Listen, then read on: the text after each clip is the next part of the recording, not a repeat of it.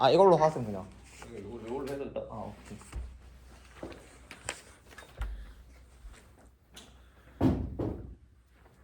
안녕하십니까. 관리번호 5번입니다. 대기석에 앉았다가 일어서서 수업 실현 시작하도록 하겠습니다. 자, 우리 5학년 1반 여러분, 첫 번째 활동 시작하도록 하겠습니다. 우리 첫 번째 활동, 탐구하자 디지털 시민. 활동문 두드려 볼까요? 똑똑. 이번에는 개인 활동을 하도록 하겠습니다. 자, 선생님이 설명 잘 들어보도록 하겠습니다. 첫 번째, 시민의 뜻을 인터넷 백과를 통해서 한번 알아보도록 하겠습니다. 혹시 시민이 무엇인지에 대해서 알고 있나요? 은후 한번 발표해 볼까요? 아, 그냥 살고 있는 사람들에 대해서 이야기하였네요. 그러면 이 활동을 통해서 우리가 첫 번째로 시민의 정의를 인터넷 백과를 통해 알아보도록 하겠습니다. 둘째, 디지털 시민은 과연 무엇인지에 대해서 한번 찾아보도록 하겠습니다.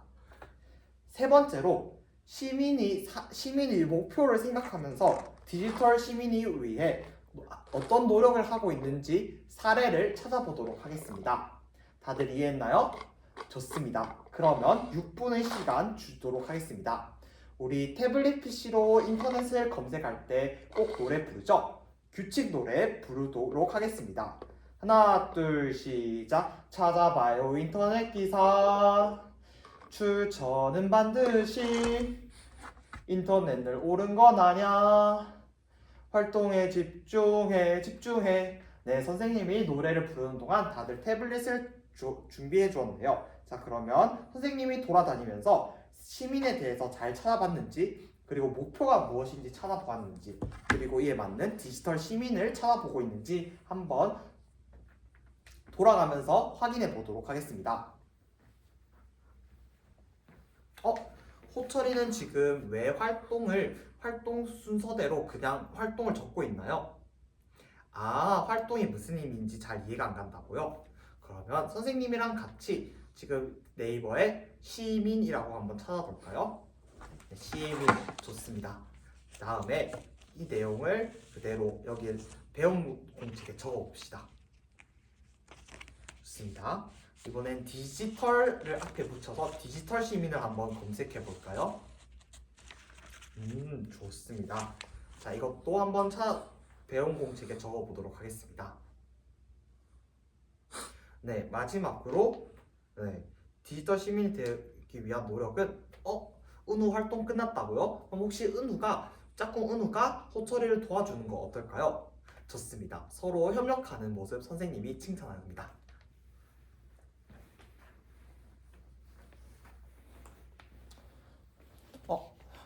현지는 무슨 이유 때문에 지금 활동 신호등이 빨간불이 켜져 있나요? 아, 활동을 하는데 시민의 뜻이 너무 많이 나온다고요? 그러면 여기 국어 사전에서 적혀 있는 우리 이 지역에 살아가는 사람이라는 것을 토대로 한번 활동을 해보는 건 어떨까요? 좋습니다.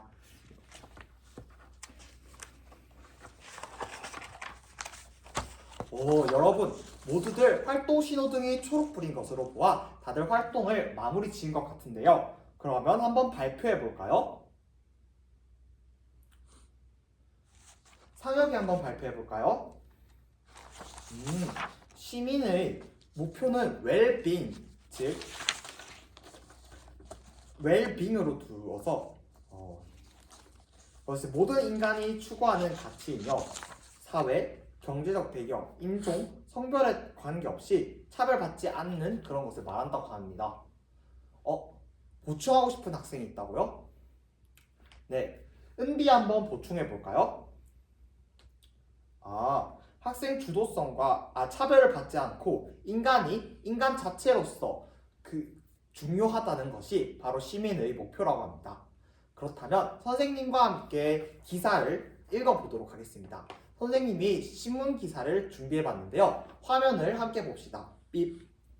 신문 기사에는 여러분들이 시민으로서 필요한 것이 바로 학생 주도성 그리고 변혁적 역량이라고 합니다. 단어가 너무 어렵죠? 학생 주도성이라는 건 무엇일까요? 맞아요. 많은 학생들이 마구마구 얘기해줬네요. 학생 주도성은 학생이 주도하여 이렇게 시민으로서 참여하는 것을 말합니다. 그렇다면 변혁적 역량이란 무엇일까요?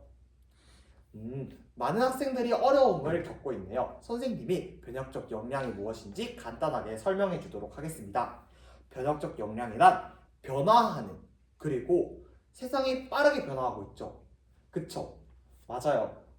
방금 우재가 이야기했다시피 세상이 정말로 빠르게 변화하고 있어서 학교에서는 우재의 부모님이 학교에 다닐 때는 디지털 기기를 사용하지 않았지만 우리는 어떻게 하죠? 한 명당 하나의 스마트 기기를 쓰죠. 또 코로나 때문에 예전에 학교를 가지 못했던 그런 일들도 있었죠. 이런 변화에 알맞게 살아가는 것을 바로 변혁적 역량이라고 합니다. 그러면 우리 학생 주도성과 변혁적 역량을 생각하면서 두 번째 활동 넘어가 보도록 하겠습니다. 두 번째 배움의 문을 두드려 볼까요? 똑똑! 두 번째 활동은 디지털 시민 능력을 위해서 무엇이 필요할까입니다. 우리 방금 간단하게 이야기했죠? 이것을 모둠 활동을 통해서 한 번 더 생각해 보도록 하겠습니다. 4명당 한 모둠을 만들어서 우리 모둠은 5개가 되겠죠? 자, 선생님에게 방법을 잘 듣고 활동해 보도록 하겠습니다. 첫 번째, 디지털 시민이 되려면 무엇이 필요할 것 같은지 한번 자유롭게 배움 공책에 써보도록 하겠습니다. 생각나는 거 아무거나 쓰면 돼요. 두 번째, 주도적으로 무엇을 할 수 있을지 한번 내가 학생으로서 주도적으로 무엇을 할 수 있을지 한번 써보도록 하겠습니다. 세 번째로 계획을 세운 다음에 다른 모둠원들과 함께 이 계획에 대해서 토의를 해보고 사진을 찍어서 하이러닝에 올려보도록 하겠습니다. 10분의 시간 주도록 하겠습니다. 그러면 우리 토의를 할 때는 어떻게 했죠? 각 모둠 1번이 나와서 마이크 가져가죠? 그러면 활동 시작하기 전에 우리 모둠 만들기 노래를 하면서 모둠을 만들겠습니다. 모둠 만들기 노래 시작! 서로 협력하며 모두 존중하고 미래 배움 위해 모여봅시다. 네, 선생님이 함께 노래를 부르는 동안 모둠을 다 만들고 마이크를 하나씩 챙겨갔습니다. 그러면 활동 시작해 보도록 하겠습니다.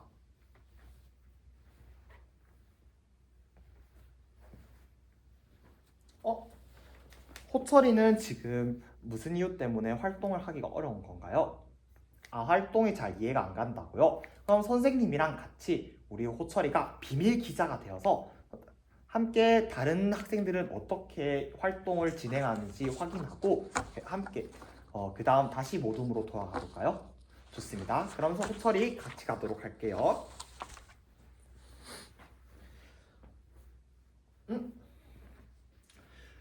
기인이와 수환이는 무슨 이유 때문에 서로 다투고 있는 것인가요? 기인이가 지금 수환이 의견만 이야기하고 다른 모둠원들의 의견은 듣지 않는다고요? 마이크를 수환이 혼자서 이야기하려고 마이크를 수환이 혼자만 가지고 있다고요? 그러면 자, 선생님이 모래시계를 준비했습니다. 우리 모둠은 모래시계가 돌아가는 동안만 이야기를 하는 거 어떨까요? 그러면 수환이가 이야기할 때는 모래시계를 돌리고 모래시계가 끝이 나면 다음 학생에게 마이크를 건네줄게요. 그리고 마이크를 건네줬을 때는 다른 학생들의 의견을 경청합시다. 그리고 나의 의견이 소중한 만큼 상대방의 의견도 소중하다는 생각을 가지고 한번 활동을 계속 하도록 하겠습니다. 좋습니다. 역시 수환이 다른 친구의 마음도 생각하는 모습 정말 칭찬합니다.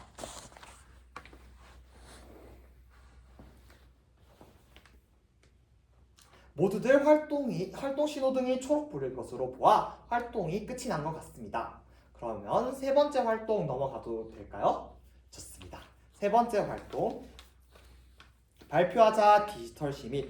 우리 함께 성찰하는 시간 가져보도록 하겠습니다. 우리 배움의 문을 두드려 볼까요? 똑똑. 자, 이번에는 우리가 발표를 할 건데 우리 반 전체의 의견을 한번 들어볼 거예요. 그래서 전체의 발표를 들을 때는 어떻게 하죠? 맞아요. 모둠을 풀 거예요. 그러면 모둠을 풀어볼까요? 모둠을 풉시다. 다들 모둠을 풀어줬네요. 그러면 어떻게 발표하는지에 대해서 설명을 듣고 활동해 보도록 하겠습니다. 첫 번째로 줄줄이 발표를 할 거예요. 우리 방금 사회 시간에는 어떻게 했죠? 5모둠부터 발표를 했죠? 그러면 이번에는 1모둠부터 5모둠까지 순서대로 발표를 해보도록 하겠습니다.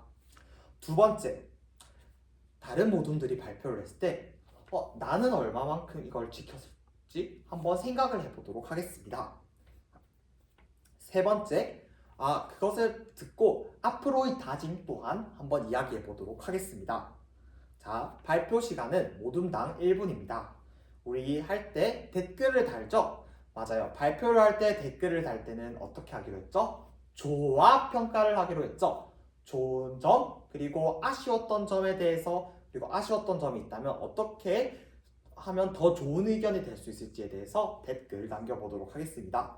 그러면 1모둠부터 나가서 발표해 볼까요? 1모둠은 출처에 대해서 이야기하였습니다. 출처를 위해서 캠페인을 할 수 있다라는 의견도 내주었네요. 좋습니다. 2모둠 한번 발표해 볼까요? 2모둠은 딥페이크에 대해서 이야기를 해주었네요.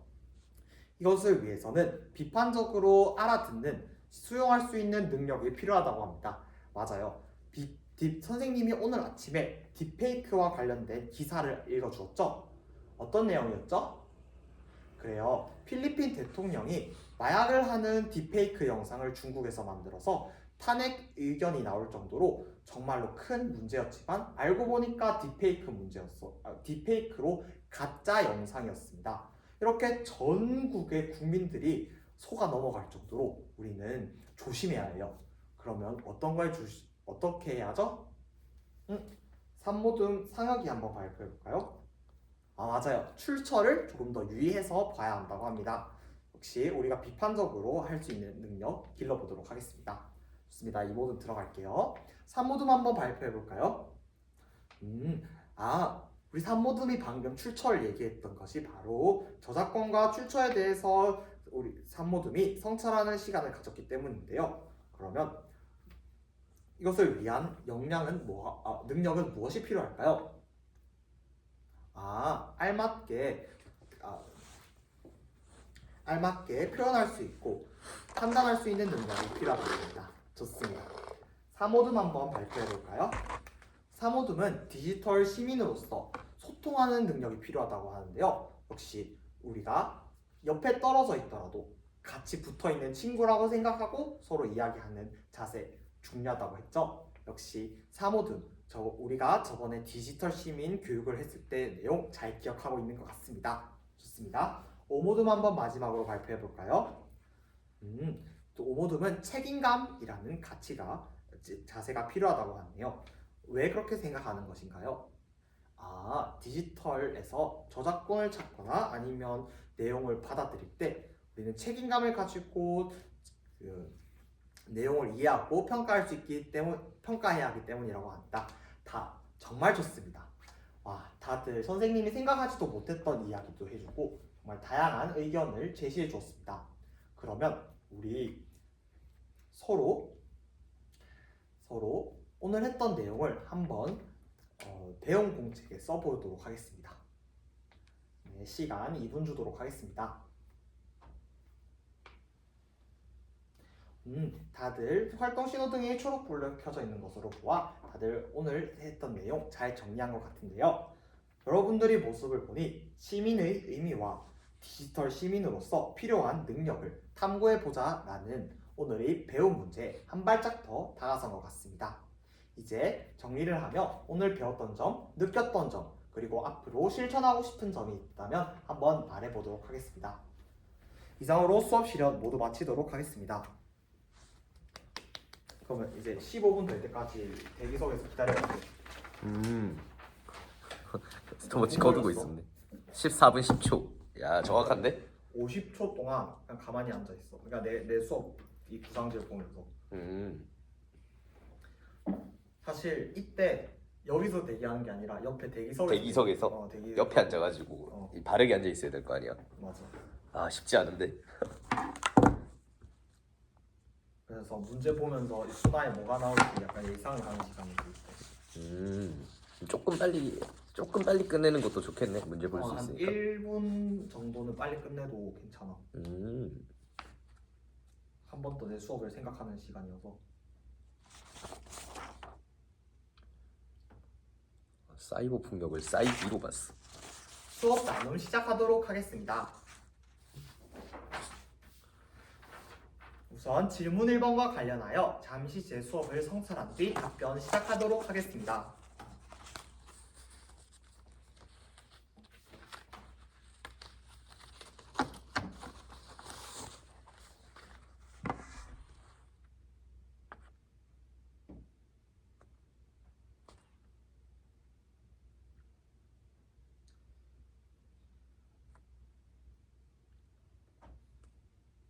지금 15분 30초. 지금 시작했어. 내 생각 중이야.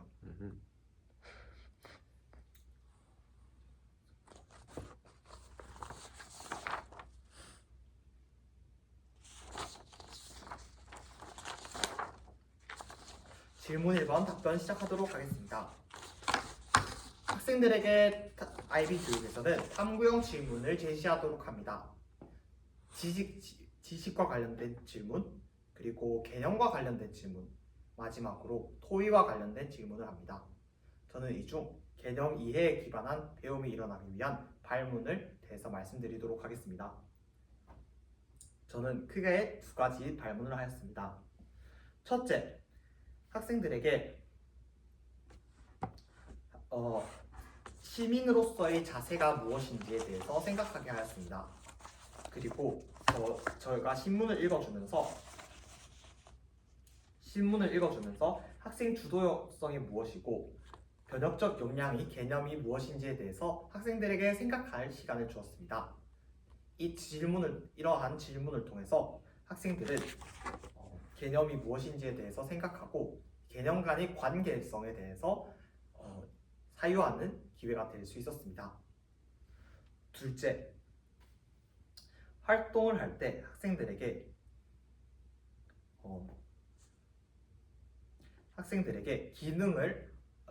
디지털 시민을 위한 어떤 능력이 필요할까와 같은 질문을 통해서 기능을 알게 하였습니다.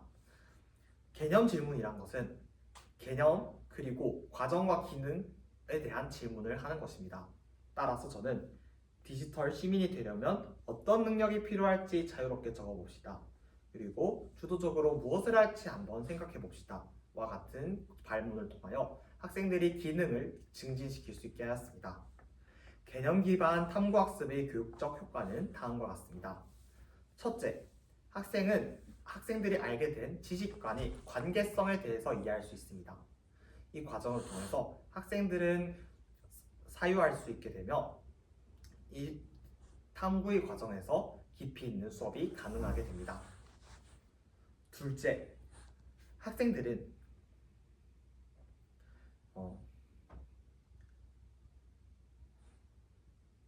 죄송합니다. 잠시 생각을 정리한 뒤 답변 다시 하도록 하겠습니다.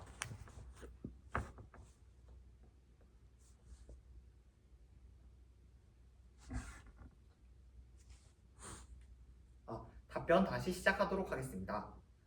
개념 기반 탐구학습을 통해서 학생들은 어떤 기능을 가져야 하는지 알게 됩니다.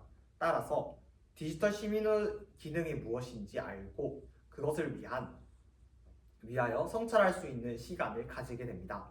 이를 통해서 정확한 디지털 시민을 알 수 있고 그 디지털 시민이 될 수 있도록 실행할 수 있는 발판이 됩니다. 이처럼 개념 기반 탐구 학습은 학생들에게 필수적인 학습이라는 것을 알 수 있습니다. 이상입니다. 다음으로 질문 2번과 관련하여 잠시 제 수업을 성찰한 뒤 답변 시작하도록 하겠습니다.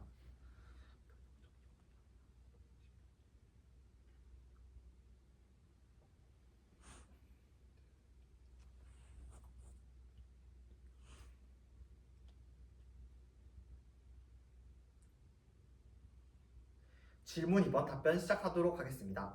저는 학생들에게 수업을 할 때 역량이란 무엇인지에 대해서 질문을 하였지만 학생들이 어려워하였기 때문에 그에 대한 간단한 답변을 해주었습니다.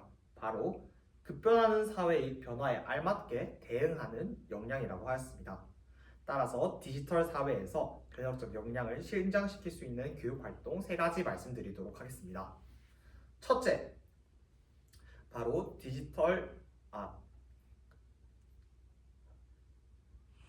필터 버블 활동을 하도록 하겠습니다. 학생들은 알고리즘에 따라서 편향된 시각을 가지게 됩니다. 따라서 알고리즘을 타파하여 반대의 시각도 볼 수 있도록 필터 버블을 통해서 다른 시각을 확인하는 그런 활동을 하도록 하겠습니다. 둘째, 에듀테크 활용 역량을 위하여 저는 학급에서 학급 규칙 그리고 알팀 활동 등을 모두 에듀테크를 활용하여 하도록 하겠습니다. 이 과정을 통해서 학생들은 에듀테크에 더욱더 친숙해지며 급변하는 디지털 사회에서 적응할 수 있게 될 것입니다. 셋째, 디지털 시민 규칙 만들기 활동을 하도록 하겠습니다. 학생들이 직접 규칙을 디지털 시민으로서의 자세를 알 수 있고 그 자세로서의 어떤 규칙을 만들 수 있을지 직접 만들게 하겠습니다. 이 과정을 통해서 학생들은 자신이 만든 규칙인 만큼 책임감을 가지고 주도적으로 지켜나가도록 할 것입니다. 이 3가지 방법으로 학생들은 디지털 사회에서 변혁적 역량을 신장시킬 수 있게 될 것입니다. 이상입니다.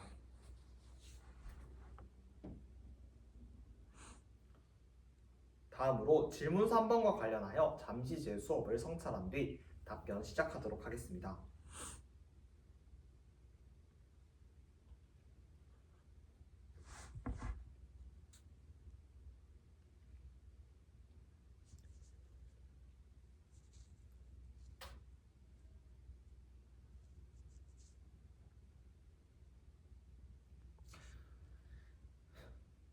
질문 3번 답변 시작하도록 하겠습니다. 경계선 지능 학생은 보통 모둠 활동을 함께하기 어렵습니다. 왜냐하면 활동에 대한 이해의 부족으로서 함께 탐구하기 어렵기 때문입니다. 따라서 저는 탐구학습에서 어떻게 지도했는지 말씀드리도록 하겠습니다. 첫째, 저는 활동 1번에서 호철 학생에게 발문을 다시 질문 형태로 하였습니다. 이 과정을 통해서 경계선 지능 학생은 활동의 의미를 이해하고 그 활동을 따라서 배움이 일어날 수 있게 하였습니다. 둘째, 또래 교사를 활용하였습니다. 짝꿍으로서 먼저 끝낼 수 있을 정도로 우수한 학생을 둠으로써 만약에 활동을 먼저 끝냈을 경우 학생에게 짝꿍이 도움을 줄 수 있도록 장치를 마련하였습니다. 셋째,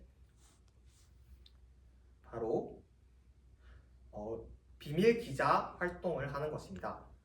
경계선 지능 학생들은 활동을 이해하지 못하여 모둠 활동을 하는데 어려움을 겪습니다. 따라서 비밀 기자로서 다른 모둠은 어떤 활동을 하는지 돌아다니면서 활동에 대한 이해를 바탕으로 탐구가 이루어질 수 있도록 하겠습니다. 저희 수업에서도 호철 학생을 비밀 기자로 선생님과 함께 돌아다니면서 다른 학생들이 어떤 활동을 하는지 알 수 있게 하였습니다. 이런 3가지 방법으로 경계선 지능 학생이 또한 소외되지 않고 탐구학습에서 함께 할 수 있도록 합니다. 이상입니다. 24분이다 24분.